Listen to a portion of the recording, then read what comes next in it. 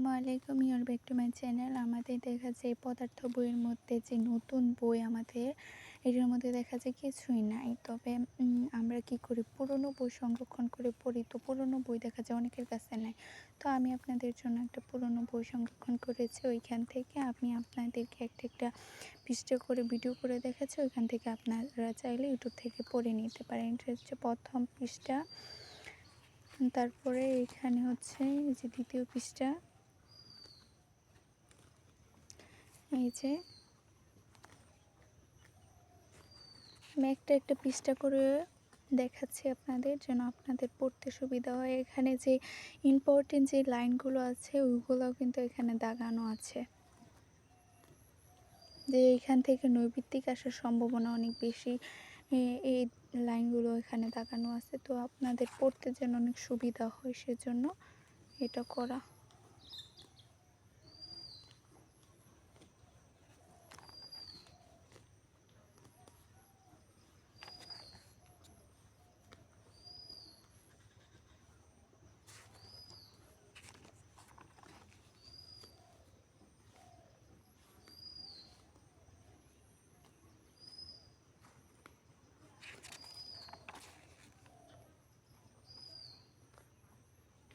আমাদের দেখা যায় প্রথম অধ্যায় থেকে ১ থেকে ২টা নৈর্ব্যক্তিক সবসময় পরীক্ষাতে আসে। তো আমরা প্রথম অধ্যায়ে যে আমাদের যে বইটা আছে এখন পদার্থবিজ্ঞান বই, এটার মধ্যে প্রথম অধ্যায় তেমন সুন্দর করে লেখা নাই।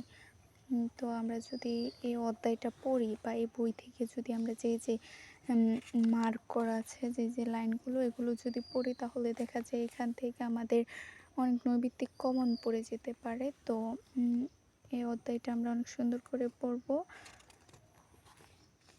আমাদের যে বইটা ছিল ওইটার মধ্যে তেমন কিছু লেখা নাই, বেশিরভাগই হচ্ছে মানে দরকার না, এগুলো গল্প টাইপ করে লেখা।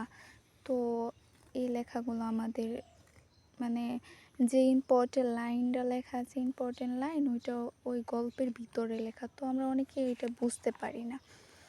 সেই জন্য তোমাদের সুবিধার জন্য আমি একটা পুরনো বই নিয়েছি, এটা থেকে তোমাদের দেখাচ্ছি। এটা থেকে যদি পড়ো তাহলে তোমাদের দেখা যাবে যে অনেক উপকার হবে এখান থেকে। তো আজকে প্রথম অধ্যায়টাই দেখালাম, আগামীতে আমি দ্বিতীয় অধ্যায়টা দেখাবো। আর প্রথম অধ্যায়ের কয়েকটা আমি ক্লাসও দিব, যে এই অধ্যায়গুলো পড়লে তোমাদের অনেক মানে এই টপিকগুলো যদি পড়ো তাহলে তোমাদের অনেক সুবিধা হবে। সেই থেকে আমি তোমাদের একটা ক্লাসও দিব।